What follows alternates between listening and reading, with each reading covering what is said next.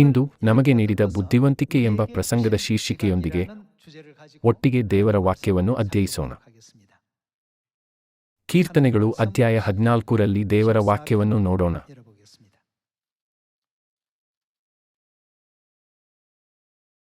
ಕೀರ್ತನೆಗಳು ಅಧ್ಯಾಯ 14 ವಚನ 1 ನೋಡೋಣ.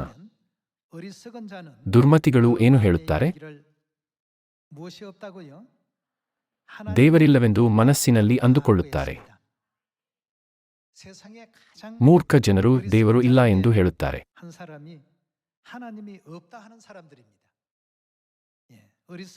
ದುರ್ಮತಿಗಳು ದೇವರಿಲ್ಲವೆಂದು ಮನಸ್ಸಿನಲ್ಲಿ ಅಂದುಕೊಳ್ಳುತ್ತಾರೆ. ಅವರ ಗುಣಲಕ್ಷಣಗಳು ಯಾವುವು? ಅವರು ಕೆಟ್ಟುಹೋದವರು, ಹೇಯ ಕೃತ್ಯಗಳನ್ನು ನಡೆಸುತ್ತಾರೆ. ಅವರಲ್ಲಿ ಒಳ್ಳೆಯದನ್ನು ಮಾಡುವವರೇ ಇಲ್ಲ. ಈ ಬುದ್ಧಿವಂತಿಕೆಯು ಒಂದು ಪ್ರಮುಖ ಭಾಗವಾಗಿದೆ. ಯಾರಾದರೂ ಅರ್ಥಮಾಡಿಕೊಂಡರೆ, ಮನುಷ್ಯರಲ್ಲಿ ತನ್ನ ಸಾನ್ನಿಧ್ಯವನ್ನು ಅಪೇಕ್ಷಿಸುವ ಬುದ್ಧಿವಂತರು ಇದ್ದಾರೋ ಎಂದು ಯೆಹೋವನು ಆಕಾಶದಿಂದ ಮನುಷ್ಯರನ್ನು ನೋಡಲಾಗಿ. ಇದರ ಪ್ರಕಾರ ದೇವರನ್ನು ಹುಡುಕುವವರ ಲಕ್ಷಣವೇನು? ಅವರಿಗೆ ಬುದ್ಧಿವಂತಿಕೆ ಇದೆ. ವಚನ 3 ನೋಡೋಣ. ಒಳ್ಳೆಯದನ್ನು ಮಾಡುವವನು ಇಲ್ಲ, ಒಬ್ಬನಾದರೂ ಇಲ್ಲ, ಪ್ರತಿಯೊಬ್ಬನೂ ದಾರಿ ತಪ್ಪಿದವನು, ಎಲ್ಲರೂ ಕೆಟ್ಟುಹೋದವರೇ. ದುಷ್ಟತ್ವವನ್ನು ನಡೆಸುವವರೆಲ್ಲರೂ ತಿಳಿಯುವುದಿಲ್ಲವೋ? ಅವರು ನನ್ನ ಜನರನ್ನು ಆಹಾರವನ್ನೋ ಎಂಬಂತೆ ನುಂಗಿಬಿಡುತ್ತಾರೆ, ಯೆಹೋವನನ್ನು ಸ್ಮರಿಸುವುದಿಲ್ಲ. ಫಕ್ಕನೆ ಅವರು ಭಯಭ್ರಾಂತರಾಗುವರು, ಯಾಕಂದರೆ ದೇವರು ನೀತಿವಂತರ ಪಕ್ಷದಲ್ಲಿದ್ದಾನೆ. ಬುದ್ಧಿಹೀನರು ದೇವರನ್ನು ಹುಡುಕುವುದಿಲ್ಲ ಎಂದು ಕೀರ್ತನೆಗಳು 14 ಹೇಳುತ್ತದೆ. ಹಾಗಾದರೆ ಬುದ್ಧಿವಂತಿಕೆಯು ದೇವಜನರ ಪ್ರಮುಖ ಲಕ್ಷಣವಲ್ಲವೇ?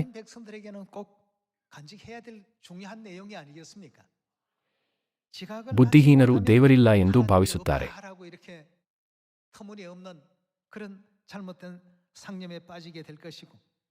ಹೀಗೆ ಅವರು ಭ್ರಷ್ಟರಾಗುತ್ತಾರೆ ಮತ್ತು ಅವರ ಕಾರ್ಯಗಳು ಕೆಟ್ಟದಾಗಿರುತ್ತವೆ. ಮತ್ತೊಂದೆಡೆ ಬುದ್ಧಿವಂತರು ಎಂದಿಗೂ ಹಾಗೆ ಹೇಳುವುದಿಲ್ಲ. ಕೀರ್ತನೆಗಳು ಅಧ್ಯಾಯ 53 ವಚನ 1 ನೋಡೋಣ. ಅಧ್ಯಾಯ 53 ವಚನ 1 ನೋಡೋಣ. ದುರ್ಮತಿಗಳು ದೇವರಿಲ್ಲವೆಂದು ಮನಸ್ಸಿನಲ್ಲಿ ಅಂದುಕೊಳ್ಳುತ್ತಾರೆ. ಅವರು ಕೆಟ್ಟುಹೋದವರು, ಹೇಯ ಕೃತ್ಯಗಳನ್ನು ನಡೆಸುತ್ತಾರೆ. ಅವರಲ್ಲಿ ಒಳ್ಳೆಯದನ್ನು ಮಾಡುವವರೇ ಇಲ್ಲ. ಮನುಷ್ಯರಲ್ಲಿ ತನ್ನ ಸಾನ್ನಿಧ್ಯವನ್ನು ಅಪೇಕ್ಷಿಸುವ ಬುದ್ಧಿವಂತರು ಇದ್ದಾರೋ ಎಂದು ದೇವರು ಆಕಾಶದಿಂದ ಮನುಷ್ಯರನ್ನು ನೋಡಲಾಗಿ. ಒಳ್ಳೆಯದನ್ನು ನಡೆಸುವವರು ಒಬ್ಬರಾದರೂ ಇಲ್ಲ, ಅವರೆಲ್ಲರೂ ದ್ರೋಹಿಗಳಾಗಿ ಕೆಟ್ಟುಹೋದವರೇ.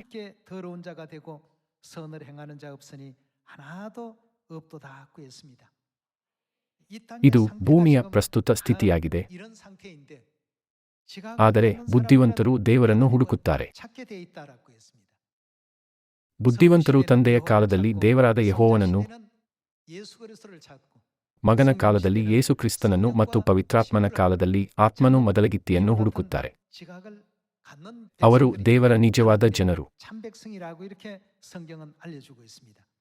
ಹಾಗಾದರೆ ಅಂತಹ ಬುದ್ಧಿಹೀನರಿಗೆ ದೇವರು ತನ್ನ ಅನುಗ್ರಹವನ್ನು ನೀಡುವುದಿಲ್ಲ. ಯೆಶಾಯನು ಅಧ್ಯಾಯ 27 ವಚನ 11 ನೋಡೋಣ.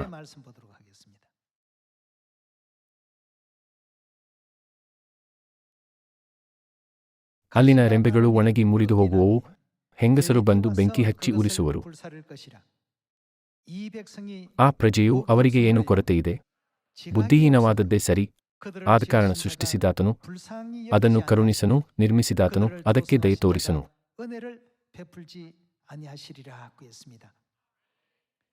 ಬುದ್ಧಿಹೀನರಾದ ಜನರಿಗೆ ದೇವರು ಯಾವುದೇ ದಯೆ ತೋರಿಸುವುದಿಲ್ಲ. ದೇವರು ನಮಗೆ ಈ ಶಕ್ತಿಯುತ ಸಂದೇಶವನ್ನು ನೀಡಿದ್ದಾರೆ. ಯೆರೆಮೀಯನು ಅಧ್ಯಾಯ 5ಕ್ಕೆ ಹೋಗೋಣ.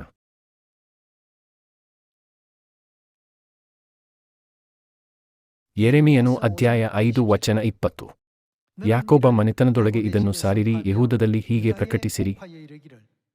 ಕಣ್ಣಿದ್ದರೂ ಕಾಣದ, ಕಿವಿಯಿದ್ದರೂ ಕೇಳದ, ಬುದ್ಧಿಯಿಲ್ಲದ ಮೂಢ ಜನರೇ, ತಿಳುವಳಿಕೆ ಇಲ್ಲದೆ, ಯೆಹೋವನ ಈ ಮಾತನ್ನು ಕೇಳಿರಿ. ನೀವು ನನಗೆ ಅಂಜುವುದಿಲ್ಲವೋ? ನನ್ನೆದುರಿಗೆ ನಡುಗುವುದಿಲ್ಲವೋ? ಸಮುದ್ರವು ದಾಟದ ಹಾಗೆ ಅದಕ್ಕೆ ಮರಳನ್ನು ನಿತ್ಯ ನಿಬಂಧನೆಯಿಂದ ಮೆರೆಯನ್ನಾಗಿ ನೇಮಿಸಿದ್ದೇನಷ್ಟೆ. ತೆರೆಗಳು ಅಲ್ಲಕಲ್ಲೇಲವಾದರೂ ಮೀರಲಾರವು, ಬೋರ್ಗರೆದರೂ ಹಾಯಲಾರವು.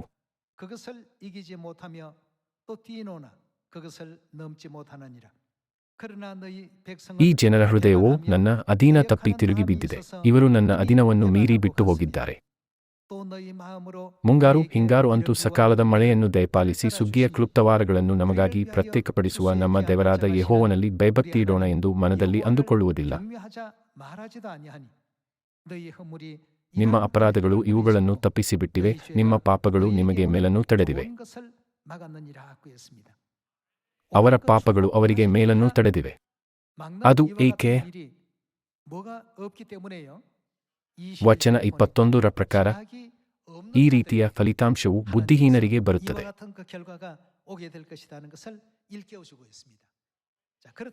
ಹಾಗಾದರೆ ಬುದ್ಧಿವಂತರನ್ನು ದೇವರು ಹೇಗೆ ಗುರುತಿಸುತ್ತಾರೆ? ಕೀರ್ತನೆಗಳು ಅಧ್ಯಾಯ 111 ತೆಗೆಯೋಣ.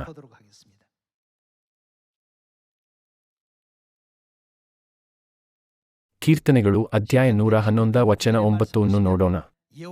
ಯೆಹೋವನು ತನ್ನ ಜನರಿಗೆ ವಿಮೋಚನೆಯನ್ನುಂಟು ಮಾಡಿದ್ದಾನೆ, ತನ್ನ ಒಡಂಬಡಿಕೆಯನ್ನು ನಿತ್ಯಕ್ಕೂ ಸ್ಥಾಪಿಸಿದ್ದಾನೆ. ಆತನ ನಾಮವು ಪರಿಶುದ್ಧವೂ ಭಯಂಕರವೂ ಆಗಿದೆ. ಯೆಹೋವನ ಭಯವೇ ಜ್ಞಾನಕ್ಕೆ ಮೂಲವು. ಆತನ ಕಟ್ಟಳೆಗಳನ್ನು ನಡೆಸುವವರು ಯಾರು? ಪೂರ್ಣ ವಿವೇಕಿಗಳು. ಹೀಗೆ ದೇವರ ಆಜ್ಞೆಗಳನ್ನು ಕೈಗೊಳ್ಳದೆ ಮನುಷ್ಯರು ಕಲ್ಪಿಸಿದ ಕಟ್ಟಳೆಗಳನ್ನು ಕೈಗೊಳ್ಳುತ್ತಿರುವ ಎಲ್ಲಾ ಸಭೆಗಳು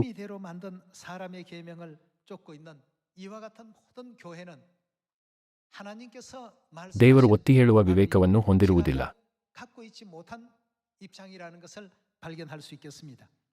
ದೇವರ ಆಜ್ಞೆಗಳನ್ನು ಕೈಗೊಳ್ಳುವ ಜನರು ಏನನ್ನು ಹೊಂದಿದ್ದಾರೆ? ಅವರು ವಿವೇಕವನ್ನು ಹೊಂದಿದ್ದಾರೆಂದು ದೇವರು ನಮಗೆ ತಿಳಿಸುತ್ತಾರೆ. ವಚನ 10 ಮತ್ತೊಮ್ಮೆ ನೋಡೋಣ. ಯೆಹೋವನ ಭಯವೇ ಜ್ಞಾನಕ್ಕೆ ಮೂಲವು. ಆತನ ಕಟ್ಟಳೆಗಳನ್ನು ನಡೆಸುವವರು ಪೂರ್ಣ ವಿವೇಕಿಗಳು. ಆತನ ಸ್ತುತಿಯು ನಿರಂತರವಾದದ್ದು. ಈ ಕಾಲದಲ್ಲಿ ವಿವೇಕವಿಲ್ಲದ ಜನರು ತಮ್ಮ ತುಟಿಗಳಿಂದ ನಾನು ದೇವರನ್ನು ನಂಬುತ್ತೇನೆ ಎಂದು ಹೇಳುತ್ತಾರೆ, ಆದರೆ ಅವರು ಯೆರೂಸಲೇಮ್ ಪರಲೋಕದ ತಾಯಿ, ದೇವರ ಆಜ್ಞೆಗಳಾದ ಪಸ್ಕ ಹಬ್ಬ ಮತ್ತು ಸಬ್ಬತ್ ದಿನದ ಕುರಿತ ಸತ್ಯವೇದದ ಎಲ್ಲಾ ಬೋಧನೆಗಳನ್ನು ತಿರಸ್ಕರಿಸುತ್ತಾರೆ.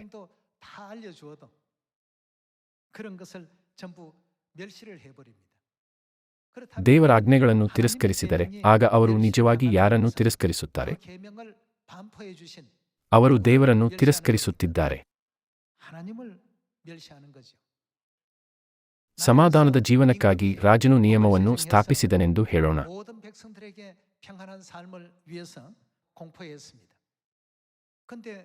ಎಷ್ಟಾದರೂ ಪ್ರಜೆಗಳಲ್ಲಿ ಕೆಲವರು ನಿಯಮವನ್ನು ನೋಡಿ ನಗುತ್ತಾ ಅದನ್ನು ಭಂಗಪಡಿಸಿದರೆ, ಅದನ್ನು ಸ್ಥಾಪಿಸಿದ ರಾಜನ ಕಡೆಗಿನ ಅವರ ಕ್ರಿಯೆಯ ಅರ್ಥವೇನು?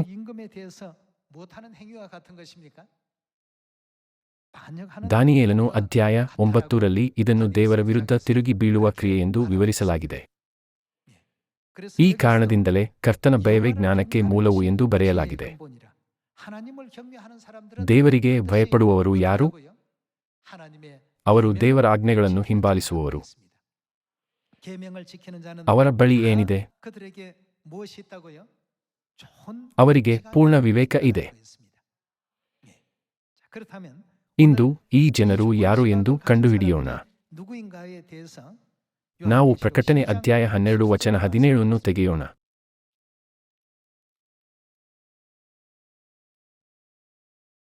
ಆಗ ಘಟಸರ್ಪನು ಸ್ತ್ರೀಯ ಮೇಲೆ ಕೋಪಿಸಿಕೊಂಡು, ನಾವು ವಚನ 7ರಿಂದ ಓದಿದಾಗ ಘಟಸರ್ಪನು ಅಂದರೆ ಪಿಶಾಚನೆಂತಲೂ ಸೆತಾನನೆಂತಲೂ ಹೆಸರುಳ್ಳ ಪುರಾತನ ಸರ್ಪವೂ ಆಗಿದೆ. ಆಗ ಘಟಸರ್ಪನು ಸ್ತ್ರೀಯ ಮೇಲೆ ಕೋಪಿಸಿಕೊಂಡು ಆಕೆಯ ಸಂತಾನದವರಲ್ಲಿ ಉಳಿದವರ ಮೇಲೆ, ಅಂದರೆ ಅವರು ಏನನ್ನು ಕೈಗೊಳ್ಳುವರು? ದೇವರ ಆಜ್ಞೆಗಳನ್ನು ಕೆಕೊಂಡು ನಡೆದು ಯೇಸುವಿನ ವಿಷಯವಾದ ಸಾಕ್ಷಿಯನ್ನು ಹೇಳಿರುವವರ ಮೇಲೆ ಯುದ್ಧ ಮಾಡುವುದಕ್ಕೆ ಹೊರಟು.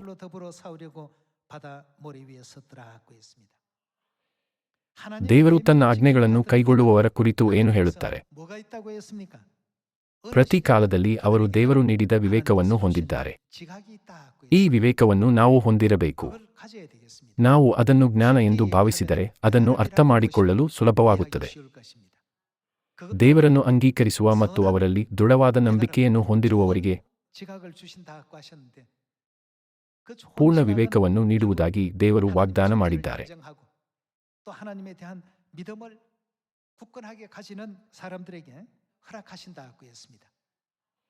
ಪ್ರಕಟಣೆ ಅಧ್ಯಾಯ 12ರಲ್ಲಿ ಸ್ತ್ರೀಯ ಸಂತಾನದವರಲ್ಲಿ ಉಳಿದವರು ನಿಷ್ಠೆಯಿಂದ ಏನನ್ನೂ ಕೈಗೊಳ್ಳುತ್ತಾರೆ. ಅವರು ದೇವರ ಆಜ್ಞೆಗಳನ್ನು ಕೈಗೊಳ್ಳುವವರು. ಅವರು ಸೈತಾನನ ವಿರುದ್ಧ ಮಹಾಯುದ್ಧದಲ್ಲಿ ತೊಡಗಿಸಿಕೊಳ್ಳುವ ಒಳ್ಳೆಯ ಕಡೆಗೆ ಸೇರಿದ್ದಾರೆ. ಅವರು ನೀತಿಯಲ್ಲಿ ನೆಲೆಸುತ್ತಾರೆ. ದೇವರ ಆಜ್ಞೆಗಳನ್ನು ಕೈಗೊಳ್ಳುವ ಸ್ತ್ರೀಯ ಸಂತಾನದವರಲ್ಲಿ ಉಳಿದವರು ವಿವೇಕವನ್ನು ಹೊಂದಿದ್ದಾರೆ. ಕೀರ್ತನೆಗಳು ಅಧ್ಯಾಯ 111ರಲ್ಲಿ ಬರೆಯಲ್ಪಟ್ಟಂತೆ ದೇವರ ಆಜ್ಞೆಗಳನ್ನು ಕೈಗೊಳ್ಳುವವರು ಪೂರ್ಣ ವಿವೇಕವನ್ನು ಹೊಂದಿರುತ್ತಾರೆ. ಈ ಕಾರಣದಿಂದಲೇ ತಂದೆ ತನ್ನ ಮೊದಲನೆಯ ಬರುವಿಕೆಯಲ್ಲಿ ಮತ್ತು ಎರಡನೆಯ ಬರುವಿಕೆಯಲ್ಲಿಯೂ ನಮಗೆ ವಿವೇಕವನ್ನು ಕೊಟ್ಟರು. ಇದನ್ನು 1 ಯೋಹಾನ ಪುಸ್ತಕ ಅಧ್ಯಾಯ 5ರಲ್ಲಿ ದೃಢಪಡಿಸಿಕೊಳ್ಳೋಣ.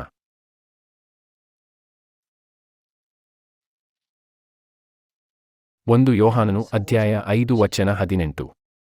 ದೇವರಿಂದ ಹುಟ್ಟಿರುವವನು ಪಾಪ ಮಾಡುವವನಲ್ಲವೆಂಬುದು ನಮಗೆ ಗೊತ್ತದೆ. ದೇವರಿಂದ ಹುಟ್ಟಿದಾತನು ಅವನನ್ನು ಕಾಪಾಡುವನು, ಕೆಡುಕನು ಅವನನ್ನು ಹಿಡಿಯುವುದಿಲ್ಲ. ನಾವು ಯಾರು ದೇವರಿಂದ ಹುಟ್ಟಿದವರೆಂದು, ಇಡೀ ಲೋಕವು ಯಾರ ವಶದಲ್ಲಿದೆ, ಲೋಕವೆಲ್ಲವೂ ಕೆಡುಕನ ವಶದಲ್ಲಿ ಬಿದ್ದಿದೆ ಎಂದು ನಮಗೆ ಗೊತ್ತದೆ. ಇನ್ನೊಂದು ರೀತಿಯಲ್ಲಿ ಹೇಳುವುದಾದರೆ ಅವರು ದುಷ್ಟರಿಗೆ ಸೇರಿದವರು. ವಚನ 20. ದೇವರ ಮಗನು ಬಂದು ನಾವು ಸತ್ಯವಾಗಿರುವಾತನನ್ನು ಅರಿತುಕೊಳ್ಳುವ ಹಾಗೆ ಅವರು ನಮಗೆ ಏನು ಕೊಟ್ಟಿದ್ದಾರೆ. ಅವರ ಮೊದಲನೆಯ ಬರುವಿಕೆ ಮತ್ತು ಎರಡನೆಯ ಬರುವಿಕೆಯ ಉದ್ದೇಶವು ನಮಗೆ ವಿವೇಕವನ್ನು ನೀಡುವುದಾಗಿತ್ತು. ನಮಗೆ ವಿವೇಕವನ್ನು ಕೊಟ್ಟಿದ್ದಾನೆಂಬುದು ನಮಗೆ ಗೊತ್ತದೆ. ವಿವೇಕವನ್ನು ಪಡೆದವರಿಗೆ ಏನು ತಿಳಿಯುತ್ತದೆ? ಅವರು ದೇವರನ್ನು ತಿಳಿದುಕೊಳ್ಳುವರು. ಮತ್ತು ನಾವು ದೇವರ ಮಗನಾದ ಯೇಸು ಕ್ರಿಸ್ತನಲ್ಲಿ ಇರುವವರಾಗಿ ಸತ್ಯವಾಗಿರುವಾತನಲ್ಲಿದ್ದೇವೆ. ಆತನು ಸತ್ಯದೇವರೂ ನಿತ್ಯಜೀವವೂ ಆಗಿದ್ದಾನೆ. ಇಲ್ಲಿ ದೇವರು ನಮಗೆ ವಿವೇಕವನ್ನು ನೀಡಲು ಈ ಭೂಮಿಗೆ ಬಂದರು ಎಂದು ಸತ್ಯವೇದವು ನಮಗೆ ಕಲಿಸುತ್ತದೆ. ಹಾಗಾಗಿ ನಾವು ನಿಜವಾದ ದೇವರನ್ನು ತಿಳಿದುಕೊಳ್ಳಬಹುದು. ತಂದೆಯ ಕಾಲದಲ್ಲಿ ಅದು ತಂದೆಯಾದ ದೇವರು ಯೆಹೋವ, ಮಗನ ಕಾಲದಲ್ಲಿ ಅದು ಮಗನಾದ ದೇವರು ಯೇಸು ಕ್ರಿಸ್ತನಾಗಿದ್ದರು. ಮತ್ತು ಪವಿತ್ರಾತ್ಮನ ಕಾಲದ ಕುರಿತು ಏನಾಗಿದೆ? ನಾವು ಆತ್ಮನು ಮೊದಲಗಿತ್ತಿಯು ಅಂದರೆ ತಂದೆ ದೇವರು ಮತ್ತು ತಾಯಿ ದೇವರನ್ನು ತಿಳಿಯುವೆವು. ಅಂತಿಮವಾಗಿ ಇದು ದೇವರ ಆಜ್ಞೆಗಳ ಮೂಲಕ ಸಂಭವಿಸುತ್ತದೆ. ಈ ಕಾರಣದಿಂದಲೇ ದೇವರು ಪವಿತ್ರಾತ್ಮನ ಕಾಲದಲ್ಲಿ ಬಂದಾಗ ಏನು ಮಾಡಿದರು? ಅವರು ಹೊಸ ಒಡಂಬಡಿಕೆಯನ್ನು ಪುನಃ ಸ್ಥಾಪಿಸಿದರು. ತನ್ನ ಮಕ್ಕಳಿಗೆ ಹೊಸ ಒಡಂಬಡಿಕೆಯನ್ನು ನೀಡುವುದರಲ್ಲಿ ದೇವರ ಚಿತ್ತವೇನು? ಇದು ಅವರ ಮಕ್ಕಳಿಗೆ ವಿವೇಕವನ್ನು ನೀಡುವುದಾಗಿತ್ತು. ಆಗ ಮಾತ್ರ ನಾವು ಯಾರನ್ನು ತಿಳಿಯುತ್ತೇವೆ? ನಾವು ದೇವರನ್ನು ತಿಳಿದುಕೊಳ್ಳುತ್ತೇವೆ. ಸದಸ್ಯರೇ, ನಮಗೆ ಸಬ್ಬತ್ ದಿನ, ಪಸ್ಕ ಹಬ್ಬ ಅಥವಾ ಹಬ್ಬಗಳು ತಿಳಿದಿಲ್ಲದಿದ್ದರೆ,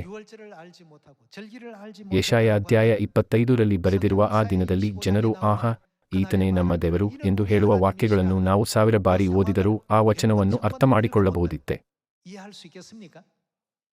ಖಂಡಿತವಾಗಿ ಇಲ್ಲ. ಮಡ್ಡಿಗಟ್ಟಿದ ಮೇಲೆ ಶೋಧಿಸಿದ ದ್ರಾಕ್ಷಾರಸದಿಂದ ಮರಣವನ್ನು ಶಾಶ್ವತವಾಗಿ ನಿರ್ನಾಮ ಮಾಡುವನು. ಪ್ರವಾದನೆಯಲ್ಲಿ ಬರೆದಿದ್ದರೂ ನಾವು ಅದನ್ನು ಅರ್ಥಮಾಡಿಕೊಳ್ಳಬಹುದಿತ್ತೆ? ದೇವರು ದ್ರಾಕ್ಷಾರಸದೊಂದಿಗೆ ಸಾಮಾನ್ಯ ಔತಣಕೂಟವನ್ನು ಸಿದ್ಧಪಡಿಸುತ್ತಾರೆ ಎಂದು ನಾವು ಅದನ್ನು ಅರ್ಥಮಾಡಿಕೊಳ್ಳುತ್ತಿದ್ದೆವು.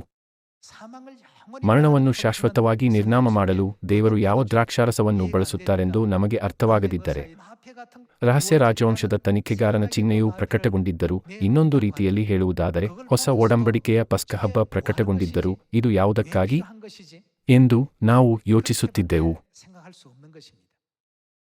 ದೇವರ ನಿಯಮವನ್ನು ಆಚರಿಸುವವರು ಪೂರ್ಣ ವಿವೇಕವನ್ನು ಹೊಂದಿರುತ್ತಾರೆ. ಹೀಗೆ ಕಳೆದುಹೋದ ನಿಯಮಗಳು, ಕಟ್ಟಳೆಗಳು ಮತ್ತು ವಿಧಿಗಳೊಂದಿಗೆ ದೇವರು ಏನು ಮಾಡುತ್ತಾರೆ?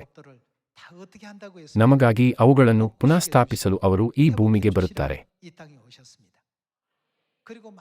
ಅವರು ನಮಗಾಗಿ ಇನ್ನೇನು ಮಾಡಿದರು? ಅವರು ನಮಗೆ ಅವುಗಳನ್ನು ಕಲಿಸಿದರು. ಯೋಹಾನನು ಪುಸ್ತಕ ಅಧ್ಯಾಯ 6 ವಚನ 45 ನೋಡೋಣ.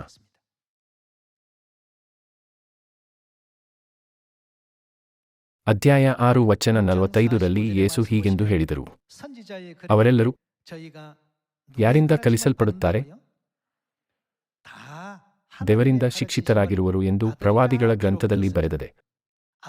ತಂದೆಯಿಂದ ಕೇಳಿ ಕಲಿತವರೆಲ್ಲರೂ ನನ್ನ ಬಳಿಗೆ ಬರುತ್ತಾರೆ. ದೇವರು ಮನುಕುಲಕ್ಕೆ ಏನನ್ನು ಕಲಿಸಿದರು? ಪವಿತ್ರಾತ್ಮನ ಕಾಲಕ್ಕೆ ಸಂಬಂಧಿಸಿದ ಪ್ರವಾದನೆಗಳನ್ನು ನಾವು ನೋಡೋಣ. ಮೀಕನು ಅಧ್ಯಾಯ 4. ಮೀಕನು ಅಧ್ಯಾಯ 4 ವಚನ 1 ನೋಡೋಣ.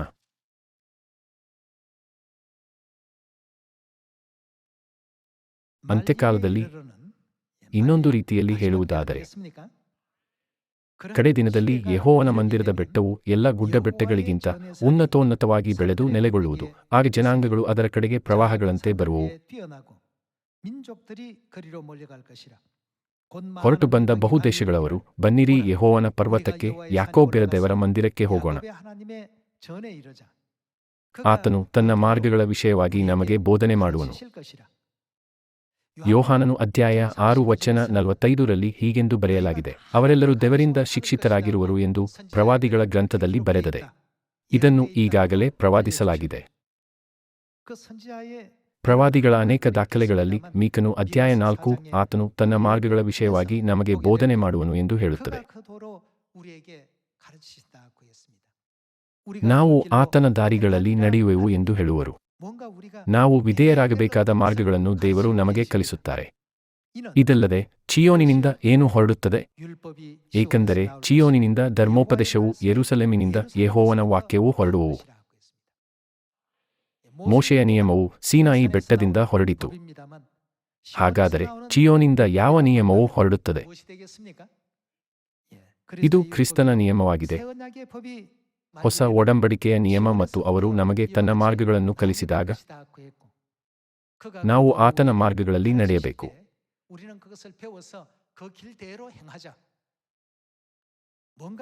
ನಾವು ಕೈಗೊಳ್ಳಬೇಕಾದ ನಿಯಮವನ್ನು ದೇವರು ನಮಗೆ ಕಲಿಸುತ್ತಾರೆ. ಹಾಗಾದರೆ ಯಾವ ರೀತಿಯ ಜನರಿಗೆ ವಿವೇಕದ ಕೊರತೆಯಿದೆ? ದೇವರ ನಿಯಮದಲ್ಲಿಲ್ಲದವರಿಗೆ ಕೊರತೆಯಿರುತ್ತದೆ. ಹಳೆ ಒಡಂಬಡಿಕೆಯ ಕಾಲದಲ್ಲಿ, ತಂದೆಯ ಕಾಲದಲ್ಲಿ ಹಳೆ ಒಡಂಬಡಿಕೆಯಲ್ಲಿಲ್ಲದವರು ಇದ್ದರು. ಕ್ರಿಸ್ತನು ಈ ಭೂಮಿಗೆ ಬಂದ ನಂತರ ಹೊಸ ಒಡಂಬಡಿಕೆಯಲ್ಲಿಲ್ಲದವರು ವಿವೇಕದ ಕೊರತೆಯಿರುವವರು.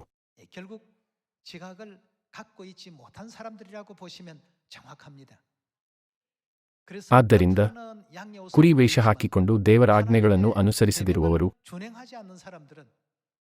ದೇವರು ಇಲ್ಲ ಎಂದು ಹೇಳುವವರಿಗಿಂತ ಭಿನ್ನವಾಗಿರುವುದಿಲ್ಲ.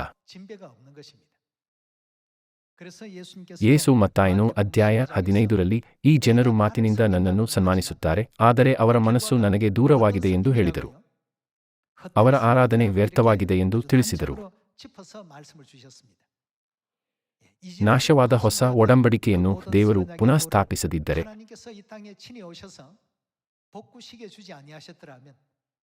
ನಾವು ದೇವರನ್ನು ಸರಿಯಾಗಿ ತಿಳಿದುಕೊಳ್ಳಬಹುದೇ? ನಾವು ತಪ್ಪು ದೇವರನ್ನು ಆರಾಧಿಸುತ್ತಿದ್ದೆವು. ಇಸ್ರಾಯೇಲ್ಯರು ಒಂದು ತಾಮ್ರ ಸರ್ಪವನ್ನು ತೆಗೆದುಕೊಂಡು ಅದನ್ನು ಕಂಬದ ಮೇಲೆ ಹಾಕಿದರು. 800 ವರ್ಷಗಳ ಕಾಲ ಅವರು ತಾಮ್ರ ಸರ್ಪವು ಕೆಲವು ರೀತಿಯ ಅದ್ಭುತ ಶಕ್ತಿಯನ್ನು ಹೊಂದಿದೆ. ವಿಷಸರ್ಪದಿಂದ ಕಚ್ಚಿಸಿಕೊಂಡ ಯಾರನ್ನಾದರೂ ಇದು ಗುಣಪಡಿಸುತ್ತದೆ. ಈ ಮನಸ್ಥಿತಿಯೊಂದಿಗೆ ಅವರು ದೀರ್ಘಕಾಲ ವಿಗ್ರಹ ಆರಾಧನೆ ಮಾಡಿದರು. ಹಾಗಾದರೆ ನಾವು ನಮ್ಮ ನಂಬಿಕೆಯನ್ನು ಹೇಗೆ ಬೆಳೆಸಿಕೊಳ್ಳಬೇಕು? ದೇವರು ನಮಗೆ ಕಲಿಸಿದ ನಿಯಮ ಆಧಾರದ ಮೇಲೆ ನಾವು ನಮ್ಮ ನಂಬಿಕೆಯನ್ನು ಬೆಳೆಸಿಕೊಳ್ಳಬೇಕು ಮತ್ತು ಹೊಸ ಒಡಂಬಡಿಕೆಯ ಮೂಲಕ ದೇವರಿಗೆ ಹತ್ತಿರವಾಗಬೇಕು.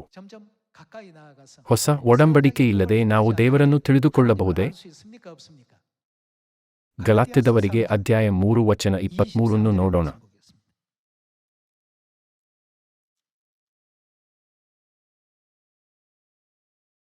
ಗಲಾತ್ಯದವರಿಗೆ ಅಧ್ಯಾಯ 3 ವಚನ 23. ಕ್ರಿಸ್ತನಂಬಿಕೆಯ ಕಾಲ ಬರುವುದಕ್ಕೆ ಮೊದಲು ನಾವು ಮುಂದಕ್ಕೆ ಪ್ರಕಟವಾಗಬೇಕಾಗಿದ್ದ ಆ ನಂಬಿಕೆಗೆ ವಶವಾಗುವುದಕ್ಕಾಗಿ ಧರ್ಮಶಾಸ್ತ್ರದ ಕೆಳಗೆ ಕಾವಲಲ್ಲಿ ಮುಚ್ಚಲ್ಪಟ್ಟಿದ್ದೆವು. ಹೀಗಿರಲಾಗಿ ಧರ್ಮಶಾಸ್ತ್ರವು ಏನಾಗಿತ್ತು? ಇಂಗ್ಲಿಷ್ ಆವೃತ್ತಿಯಲ್ಲಿ ಅದು ನಮ್ಮ ರಕ್ಷಕ ಎಂದು ಹೇಳುತ್ತದೆ. ಹೀಗಿರಲಾಗಿ ಧರ್ಮಶಾಸ್ತ್ರವು ನಮ್ಮನ್ನು ಕಾಯುವ ಆಳಿನಂತಾಗಿದೆ. ನಾವು ನಂಬಿಕೆಯಿಂದ ನೀತಿವಂತರೆಂಬ ನಿರ್ಣಯವನ್ನು ಹೊಂದುವುದಕ್ಕಾಗಿ ಕ್ರಿಸ್ತನಲ್ಲಿಗೆ ಸೇರುವ ತನಕ ಅದು ನಮ್ಮನ್ನು ಕಾಯುತ್ತದೆ. ಹಳೆ ಒಡಂಬಡಿಕೆಯ ಪಾತ್ರವು ಅಲ್ಲಿಯವರೆಗೆ ಮಾತ್ರ ಇತ್ತು. ಕ್ರಿಸ್ತನು ಈ ಭೂಮಿಗೆ ಬಂದಾಗ ನಿಯಮ ಕೊನೆಗೊಂಡಿತು ಎಂದು ಬರೆಯಲಾಗಿದೆ. ಹಳೆ ಒಡಂಬಡಿಕೆಯ ಮುಕ್ತಾಯವು ಕ್ರಿಸ್ತನಾಗಿತ್ತು. ನಾವು ಯೋಹಾನನು ಅಧ್ಯಾಯ 5ರಲ್ಲಿ ನೋಡುವಂತೆ ಸತ್ಯವೇದವು ಯಾರ ಕುರಿತು ಸಾಕ್ಷೀಕರಿಸುತ್ತದೆ? ಅವುಗಳು ನನ್ನ ವಿಷಯದಲ್ಲಿ ಸಾಕ್ಷಿ ಕೊಡುವವುಗಳಾಗಿವೆ ಎಂದು ಯೇಸು ಹೇಳಿದರು. ಹೀಗೆ ಸಬ್ಬತ್ ದಿನದ ನಿಯಮ ಮತ್ತು ಪಸ್ಕದ ನಿಯಮಗಳೆಲ್ಲವೂ ಪ್ರವಾದನೆಯ ಚಿತ್ತವನ್ನು ಒಳಗೊಂಡಿವೆ.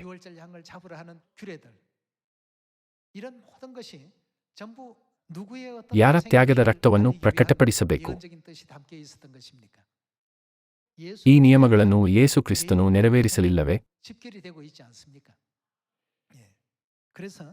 ಈ ಕಾರಣದಿಂದಲೇ ಗಲಾತ್ಯದವರಲ್ಲಿ ಹೀಗೆಂದು ಬರೆಯಲಾಗಿದೆ, ಕ್ರಿಸ್ತನಲ್ಲಿಗೆ ಸೇರುವ ತನಕ ಧರ್ಮಶಾಸ್ತ್ರವು ನಮ್ಮನ್ನು ಕಾಯುವ ಆಳಿನಂತಾಗಿದೆ. ಹಳೆ ಒಡಂಬಡಿಕೆಯು ಮನುಕುಲವನ್ನು ಯೇಸು ಕ್ರಿಸ್ತನ ಬಳಿಗೆ ನಡೆಸಿದರೆ, ಹೊಸ ಒಡಂಬಡಿಕೆಯು ಮನುಕುಲವನ್ನು ಯಾರ ಬಳಿಗೆ ಮುನ್ನಡೆಸುತ್ತದೆ? ಅಂತಿಮವಾಗಿ ನಿಯಮದ ಮುಕ್ತಾಯವು ದೇವರು. ಹೀಗೆ ಪಸ್ಕದ ರೊಟ್ಟಿ ಮತ್ತು ದ್ರಾಕ್ಷಾರಸವು ಏನನ್ನು ಸೂಚಿಸುತ್ತದೆ? ಇದು ದೇವರ ಮಾಂಸ ಮತ್ತು ರಕ್ತವನ್ನು ಸೂಚಿಸುತ್ತದಲ್ಲವೇ? ದೇವರು ನಮಗೆ ನಿಯಮದ ಮೂಲಕ ಅರಿವು ನೀಡಿದ್ದಾರೆ. ಆಜ್ಞೆಗಳನ್ನು ಕೈಗೊಳ್ಳುವವರಿಗೆ ಮಾತ್ರ ವಿವೇಕ ಇರುತ್ತದೆ. ದೇವರು ಈ ಭೂಮಿಗೆ ಬಂದಾಗ ದೇವರನ್ನು ಸರಿಯಾಗಿ ಗುರುತಿಸಲು ನಮಗೆ ವಿವೇಕ ಮತ್ತು ಆತ್ಮಿಕ ಕಣ್ಣುಗಳನ್ನು ಕೊಟ್ಟರು. ಆದ್ದರಿಂದ ಪ್ರಕಟಣೆ ಅಧ್ಯಾಯ 22ರ ಪ್ರಕಾರ ಪವಿತ್ರಾತ್ಮನ ಕಾಲದಲ್ಲಿ ಹೊಸ ಒಡಂಬಡಿಕೆಯು ನಮ್ಮನ್ನು ಯಾರ ಕಡೆಗೆ ಮುನ್ನಡೆಸುತ್ತದೆ? ಅಧ್ಯಾಯ 22 ವಚನ 17 ನೋಡೋಣ.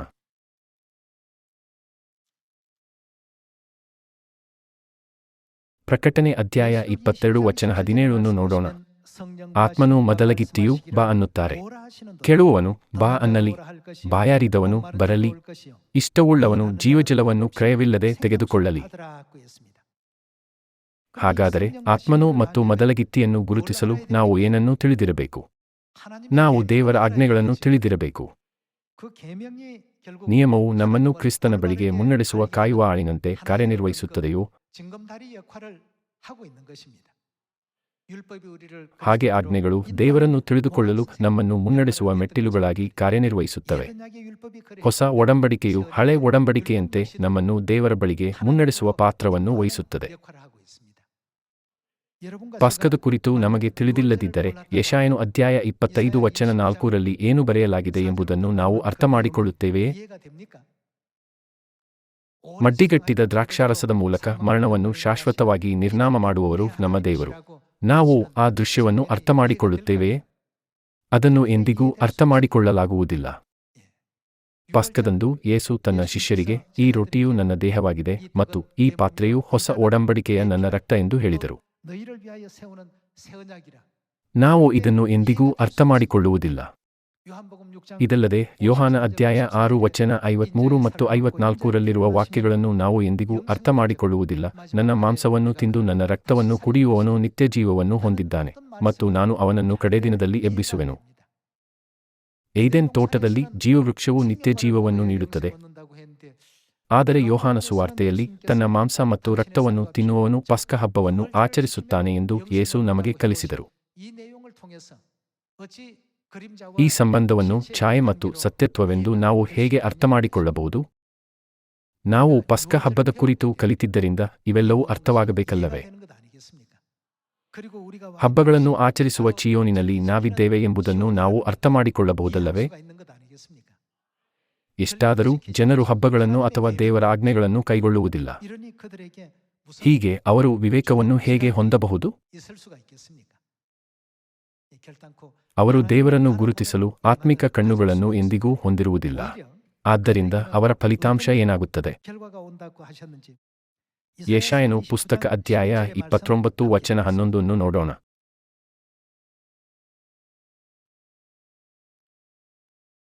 ಯೆಶಾಯನು ಅಧ್ಯಾಯ 29 ವಚನ 11. ದೇವದರ್ಶನವೆಲ್ಲ, ಅಂದರೆ ಇಡೀ ಸತ್ಯವೇದವು ಏನಾಗಿದೆ? ಮುದ್ರೆ ಹಾಕಿದ ಶಾಸ್ತ್ರದ ಮಾತಿನ ಹಾಗಿದೆ. ಪುಸ್ತಕವು ಮುದ್ರಿತವಾಗಿದ್ದರೆ ಅದರಲ್ಲಿ ಏನಿದೆ ಎಂದು ನಾವು ಅರ್ಥಮಾಡಿಕೊಳ್ಳಬಹುದೇ? ಇದು ಅವರ ಪರಿಸ್ಥಿತಿ. ಅದನ್ನು ಅಕ್ಷರಬಲ್ಲವನಿಗೆ ದಯಮಾಡಿ ಓದೆಂದು ಒಪ್ಪಿಸಿದರೆ ಅವನು ಮುದ್ರೆ ಹಾಕಿದೆಯಲ್ಲ, ಆಗುವುದಿಲ್ಲ ಅನ್ನುವನು. ವ್ಯಕ್ತಿ ಎಷ್ಟೇ ಬುದ್ಧಿವಂತನಾಗಿದ್ದರೂ ಅರ್ಥವನ್ನು ಅರ್ಥಮಾಡಿಕೊಳ್ಳಲು ಸಾಧ್ಯವಾಗುವುದಿಲ್ಲ. ವಚನ 12. ಅಕ್ಷರವಿಲ್ಲದವನಿಗೆ ದಯವಿಟ್ಟು ಓದೆಂದು ಒಪ್ಪಿಸಿದರೆ ಅವನು ನನಗೆ ವಿದ್ಯೆಯಿಲ್ಲ ಅನ್ನುವನು.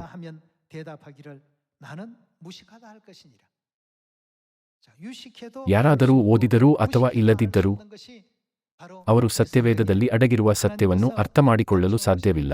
ಇದು ನಿಜವಲ್ಲವೇ? ವಚನ 13. ಮತ್ತು ಯೆಹೋವನು, ಈ ಜನರು ಮಾತಿನಿಂದ ನನ್ನನ್ನು ಸಮೀಪಿಸಿ ತುಟಿಯಿಂದ ನನ್ನನ್ನು ಸನ್ಮಾನಿಸುತ್ತಾರೆ, ಮನಸ್ಸನ್ನೋ ಅವರ ಮನಸ್ಸು ಹೇಗಿದೆ? ದೂರ ಮಾಡಿಕೊಂಡು ಬಾಯಿಪಾಠವಾಗಿ ಅವರ ಆರಾಧನೆ ಏನನ್ನು ಆಧರಿಸಿದೆ? ಕಲಿತಿರುವ ಮನುಷ್ಯರ ಆಜ್ಞೆಗೆ ಸರಿಯಾದ ಭಯಭಕ್ತಿಯನ್ನು ಮಾತ್ರ ನನ್ನಲ್ಲಿಟ್ಟಿದ್ದಾರೆ.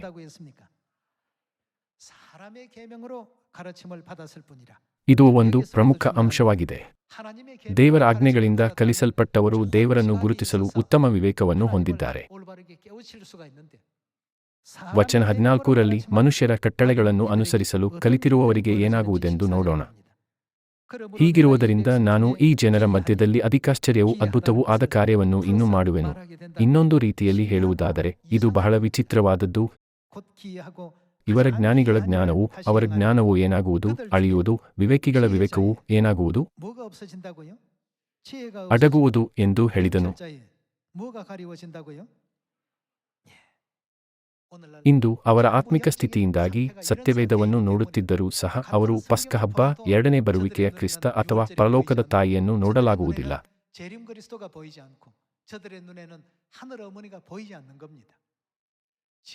ದೇವರು ಎಲ್ಲ ಜ್ಞಾನ ಮತ್ತು ವಿವೇಕವನ್ನು ಅಡಗಿಸುವರು. ಅದೇಕೆಂದರೆ ಅವರಿಗೆ ಮನುಷ್ಯರ ನಿಯಮಗಳನ್ನು ಕಲಿಸಲಾಗುತ್ತಿದೆ.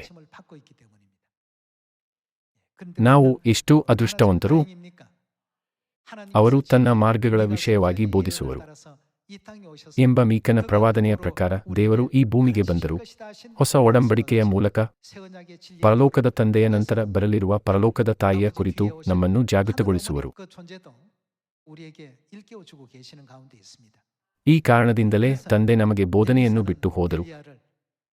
ಎಲಿಷ ಎಲಿಯನನ್ನು ಹಿಂಬಾಲಿಸಿದ, ಯೆಹೋಶುವ ಮೋಶೆಯನ್ನು ಹಿಂಬಾಲಿಸಿದ, ಪೇತ್ರ ಯೇಸುವನ್ನು ಹಿಂಬಾಲಿಸಿದ ಮತ್ತು ನಾನು ತಾಯಿಯನ್ನು ಹಿಂಬಾಲಿಸುವೆನು. ನಾನು ನಿಮಗೆ ಮಾಡಿದ ಮೇರೆಗೆ ನೀವು ಸಹ ಮಾಡುವಂತೆ ನಿಮಗೆ ಮಾದರಿಯನ್ನು ತೋರಿಸಿದ್ದೇನೆ ಎಂದು ಅವರು ಹೇಳಿದರು. ಈ ಕಾಲದಲ್ಲಿ ಅನೇಕ ಸುಳ್ಳು ಬೋಧನೆಗಳಿವೆ. ಜನರ ಹೃದಯವನ್ನು ಸೂರೆಗೊಳ್ಳುವ ಅನೇಕ ಸುಳ್ಳುಗಳಿವೆ. ನಾವು ದೇವರ ಆಜ್ಞೆಗಳನ್ನು ಕೈಗೊಳ್ಳುವ ಸ್ತ್ರೀಯ ಸಂತಾನದವರಲ್ಲಿ ಉಳಿದವರಾಗಿದ್ದೇವೆ.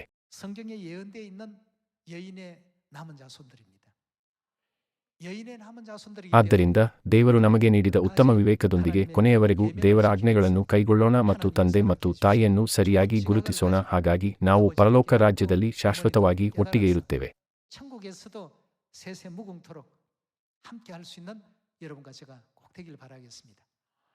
ಇತ್ತೀಚಿನ ದಿನಗಳಲ್ಲಿ ನಾವು ಇತರರು ಕೂಡ ಸತ್ಯವೇದವನ್ನು ಓದುವಾಗ ಇದನ್ನು ಏಕೆ ಅರ್ಥಮಾಡಿಕೊಳ್ಳಲು ಸಾಧ್ಯವಿಲ್ಲ ಎಂಬ ಈ ಪ್ರಶ್ನೆಯನ್ನು ಆಗಾಗ್ಗೆ ಸ್ವೀಕರಿಸುತ್ತೇವೆ. ಇಲ್ಲಿ ಸೂಚಿಸಿದಂತೆ ಮನುಷ್ಯರ ನಿಯಮಗಳನ್ನು ಕೈಗೊಂಡು ನಡೆಯುವವರ ಜ್ಞಾನಿಗಳ ಜ್ಞಾನವು ಏನಾಗುತ್ತದೆ?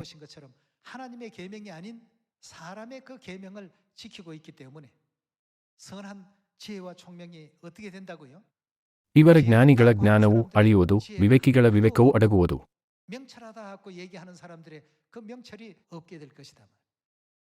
ಸರಿಯಾದ ಅರಿವಿನೊಂದಿಗೆ ಬುದ್ಧಿವಂತರು ದೇವರ ಆಜ್ಞೆಗಳನ್ನು ಕೈಗೊಳ್ಳುತ್ತಾರೆ ಮತ್ತು ವಿವೇಕವನ್ನು ಹೊಂದಿದ್ದಾರೆ ಎಂದು ಸತ್ಯವೇದವು ನಮಗೆ ಕಲಿಸುತ್ತದೆ. ಈ ಜನರು ಯಾರು? ಪ್ರಕಟಣೆ ಅಧ್ಯಾಯ 12 ವಚನ 17ರ ಪ್ರಕಾರ ಅವರು ಸ್ತ್ರೀಯ ಉಳಿದ ಸಂತತಿಯಾಗಿದ್ದಾರೆ. ಅವರನ್ನು ಗುರುತಿಸಲು ಮತ್ತು ಹೊಸ ಒಡಂಬಡಿಕೆಯನ್ನು ಪುನಃಸ್ಥಾಪಿಸಲು ನಮ್ಮ ದೇವರು ನಮಗೆ ವಿವೇಕವನ್ನು ನೀಡಿದ್ದಾರೆ. ಈ ಆಶೀರ್ವದಿಸಿದ ಸಬ್ಬತ್ ದಿನದಂದು ನಾವು ಪರಲೋಕದ ತಂದೆ ಅನ್ ಸಂಘೋಂಗ್ರವರು ಮತ್ತು ಹೊಸ ಯೆರೂಸಲೇಮ್ ಪರಲೋಕದ ತಾಯಿಗೆ ಶಾಶ್ವತ ಧನ್ಯವಾದಗಳನ್ನು ಸಲ್ಲಿಸುತ್ತೇವೆ ಎಂದು ನಿರೀಕ್ಷಿಸುತ್ತಾ ನಾನು ಇಂದಿನ ಪ್ರಸಂಗವನ್ನು ಮುಗಿಸುತ್ತೇನೆ. ಧನ್ಯವಾದಗಳು.